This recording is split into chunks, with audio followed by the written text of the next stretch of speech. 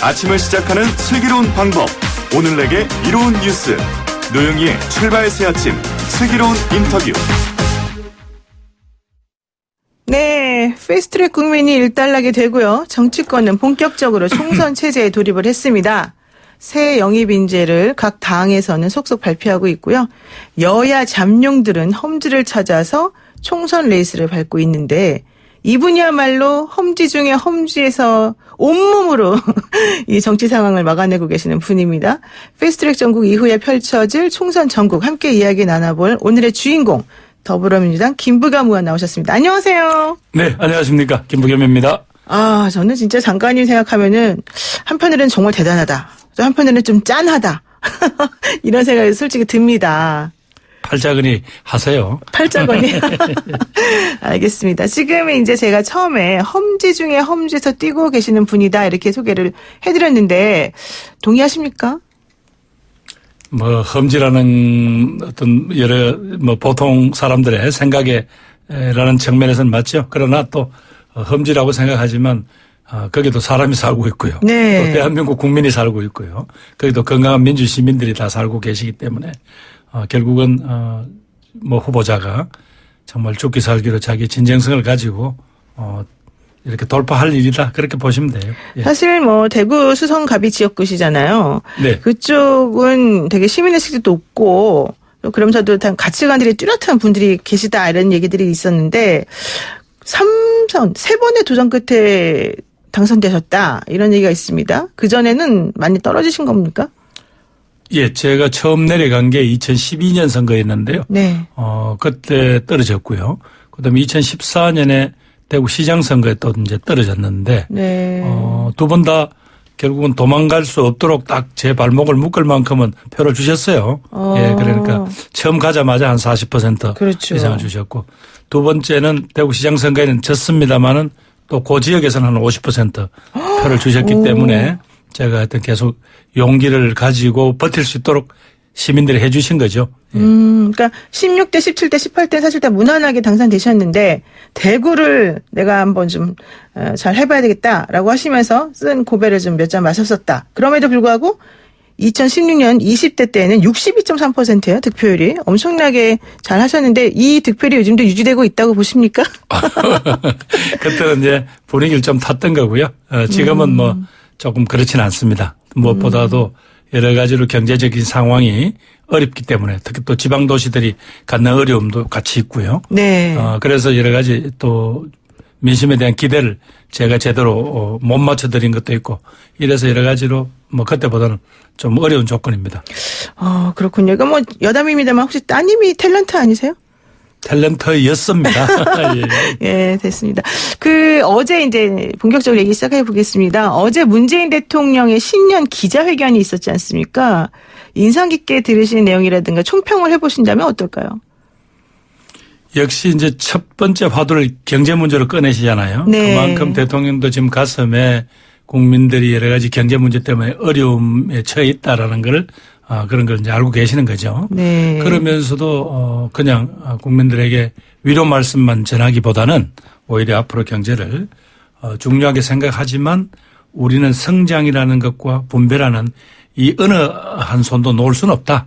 그래서 지금 현재 어려움을 그냥 거기에 주저앉을 건 아니다. 그러면서 결국 핵심은 이렇게 양극화되고 불평등된 국민들에게 어떻게 다시 한번 해보자라는 네. 희망과 용기를 줄 것인가 하고 또 그러면서도 우리 세대는 이렇게 살아왔습니다만 우리 후배 세대 혹은 우리 자식 세대들은 누구도 피할 수 없는 미래의 산업 네. 또 4차 산업혁명이라는 이런 문명적 전환 자체를 받아들여야 될 거 아니에요. 그렇죠. 거기에 대한 대비와 거기에 따른 어떤 성장의 길 이것이 같이 준비돼야 된다는 그런 고민을 털어놓으신 것 같아서 역시 이제 모든 정치 지도자들의 제1의 과제는 국민들에게 이 경제적인 어떤 희망을 만들어주는 것이다. 아마 대통령도 그걸 염두에 두시고 말씀하신 것 같아요. 진짜 그런 걸 보면은 대통령도 참 극한 직업이다. 이런 생각이 듭니다. 자, 그런데 이제 어제 그 신년 기자회견에서 특히 눈길을 끌었던 두 가지 질문이 있었습니다. 하나는 조국 전 장관에 대한 거고 하나는 윤석열 총장에 대한 얘기였는데요. 조국 전 장관에 대해서는 큰 마음의 빚을 졌다 이렇게 얘기를 하시더라고요. 어떤 빚을 말씀하시는 거예요? 아마 민정수석 할 때부터 몇 가지 일을 맡기셨는데 그중에 하나가 이제 검찰의 어떤 개혁 네. 그리고 우리의 형사사법 체계 전체에 대한 조금 문제점이 있는 것을 조정을 해 달라라는 어떤 그런 어떤 과제를 맡기셨던 것 같아요. 네. 그런 점에서 그 과제를 이루는 도중에 조국을 법무장관으로 이제 질 수밖에 없었고 또 그 과정에서 또 많은 상처를 냈고. 근데 막상 한 가족 전체를 네. 온 국민이 들썩할 만큼 그렇게 털었는데 뭐 현재 공소장에 나타난 걸로는 별 게 없잖아요. 물론 뭐 판단은 사법부가 할 일입니다만은. 네. 그런데 그 과정에서 사실은 너무 많은 물론 뭐 과오라든가 실수 같은 게 있었던 건 사실이지만 네. 그렇다고 해서 이렇게 가혹한 결과 한 사람에게 다 짐을 지우는 것은 좀 지나치지 않은가라는 그런 안타까움이 있었던 것 같고요. 네. 또 검찰 개혁의 과제가 아직은 초기입니다만은 뭐 여기까지 오는데 결과적으로 이제 조국 전 장관과 그 가족이 희생양이 된 네. 어떤 그런 측면이 있다. 막 그런 마음에 일단 표시하신 게 아닌가 싶네요. 그러니까 조국 전 장관이 나의 이제 불쏘시개 역할은 여기까지다 하면서 그만두실 때 사실은 좀 미안했었다 이런 얘기가 좀 후문으로 들리는데요. 어쨌든 조국 전 장관 가족 수사에 대해서는 청와대에 국민청원 20만 건 넘는 그런 국민들의 의사가 좀 전달되기도 했었었고 그것 때문에 또 인권위에서 이제 조사를 한번 해봤으면 좋겠다 이런 얘기도 있었었는데 실제 조국 전 장관 수사에 대해서도 조금 너무 심하다. 너무 좀 약간 좀 방향성이 잘못됐다. 이렇게 좀 보시는 부분이 있어요, 장관님, 의원님도? 이제 그렇다고 하더라도 집권 여당 또 장관까지 지낸 분이니까 국민들이 정서적으로 사회적 강자가 아니냐. 그러니까 국가인권위원회가 소관 사항이라든가 이런 부분들이 사회적 강자 혹은 집권 세력보다는 오히려 사회적 약자라든가 자기 권리를 찾기 어려운 국민들을 위한 일들을 우선 봐주어야 되지 않겠냐는 네. 이런 정서가 있는 것 같아요. 그렇군요. 그리고 윤석열 검찰총장에 대해서 신뢰하느냐 이런 질문에 대해서는 검찰 개혁에 앞장서기를 기대한다. 뭐 그렇다고 해서 한 번 이걸 가지고 평가를 할 수는 없는 거 아니냐 뭐 이런 얘기를 하셨거든요. 이거는 무슨 뜻입니까? 결국은 윤석열 총장을 발탁하신 것도 또 대통령이시잖아요. 그렇죠. 그러니까 현재 일을 하고 있는 검찰총장이 적어도 이제 헌법과 법률적인 어떤 그런 가치를 지키기 위해서 계속 일을 잘해주고 특히 검찰 개혁이라는 문재인 정부의 일종의 국정과제입니다. 네. 거기에 대한 역할은 잘해주길 바란다라는 어떤 그런 어떤 뭐랄까 요구를 할까요? 네. 그렇게 봐야 되겠죠. 예.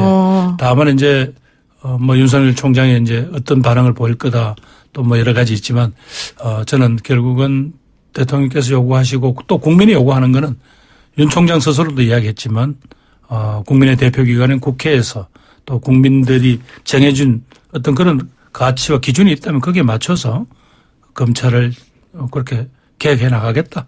또 국민 눈높이에도 맞추겠다라고 했으니까 뭐 그런 일을 잘해달라 이런 취지가 아닐까 싶네요. 네, 사실 윤 총장도 어제 그 대통령 얘기 이후에 우리도 바뀌어야 된다 이런 얘기를 하면서 약간 시사성 있는 말씀을 했는데 김 의원님 보시기에는 윤석열 총장 어떻습니까? 예. 뭐 어떤 그분이 과거에 뭐 국민 눈에 띄는 거는 그 정말 서서히 벌은 정권 하에서 정권 하에서 국정원의 대선 개입, 선거 개입 그 사건을 정면으로 파헤칠 정도로 기계가 있는 분이니까. 그렇죠. 그런 점에서 흔히 이야기하듯이 뭐 외압에 따라서 일을 그르치거나 혹은 뭐 주저앉거나 이럴 뿐은 아니라고 보고요. 대한민국 검사라는 거는 여러 가지 범죄가 있다고 생각하면 수사해야 하고 또 그 수사에 대한 판단은 물론 법원이 하는 겁니다만. 네. 뭐 그런 역할을 당당히 할 거라고 봅니다. 또 그래야 최근에 있었던 조국 장관 임명을 둘러싸고 있었던 여러 가지 이런 우리 사회의 큰 갈등이지 않습니까? 네. 이런 문제가 오히려 수습이 되는 과정도 오히려 검찰이 자기 역할을 당당하게 잘해주고 근데 그 과정에서 과거 검찰이 누렸던 그런 어떤 특권이라 할까 혹은 그런 어떤 배타적인 네. 어떤 거기에 안주하거나 그런 데 대해서 다시 꿈을 꾸어서는 안 될 것 같아요. 네. 왜? 이제 국민들의 기준이 그만큼 높아진 거고 그렇기 때문에 이번에 65년 만에 형사소송법상의 중요한 권한인 검찰의 권한을 일부 경찰로 넘기게 된 그런 결정을 국회가 한 거거든요. 그렇죠. 누구보다도 윤석열 총장은 그런 점에서 이 의미를 잘 알 거라고 생각합니다. 그러니까 국민의 눈높이를 바라보고 가져왔으면 또 그게 아마 대통령이나 국민 특히 또 뭐 법무장관하고 쓸데없는 뭐 그런 갈등을 일으킬 필요가 잘 네. 없다고 봅니다. 그렇군요. 대구 민심도 그렇습니까?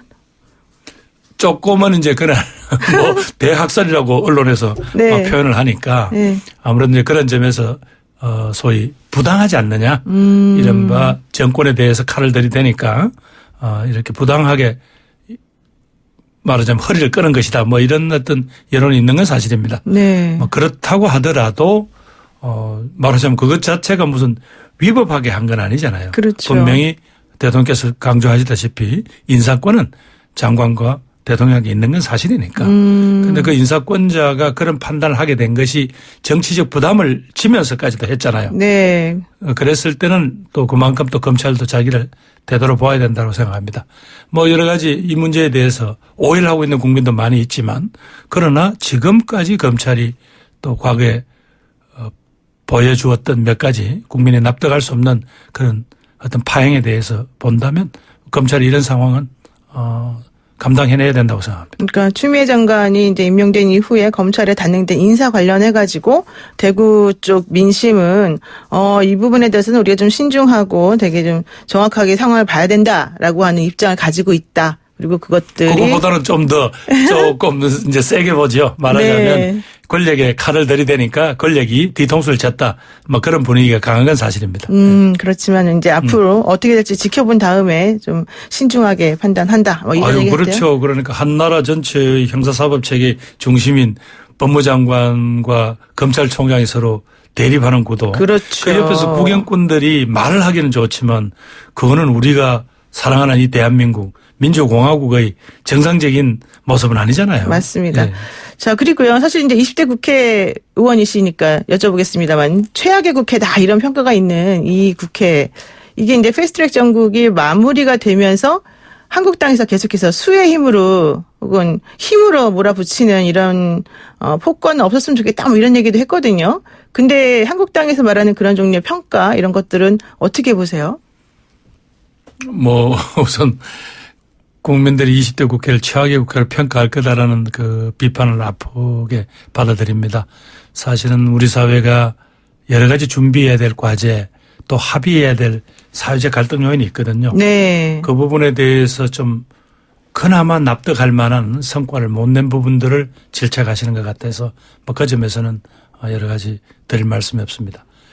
다만 이제 패스트 트랙에 올라온 법안. 네. 자꾸 패스트 트랙이라 그러니까 자꾸 많은 국민들이 정확하게 이해를 못 하시는데 어떤 꼭 필요한 법안을 어떤 소수자의 의견에도 불구하고 어떤 형태든 결론이 4개 그렇죠. 해놓은 게 이 제도입니다. 소위 신속 처리 안건 제도죠. 네네. 그럼에도 불구하고 약 250일 이상 걸렸어요. 그죠? 네. 이 안이 발의돼서.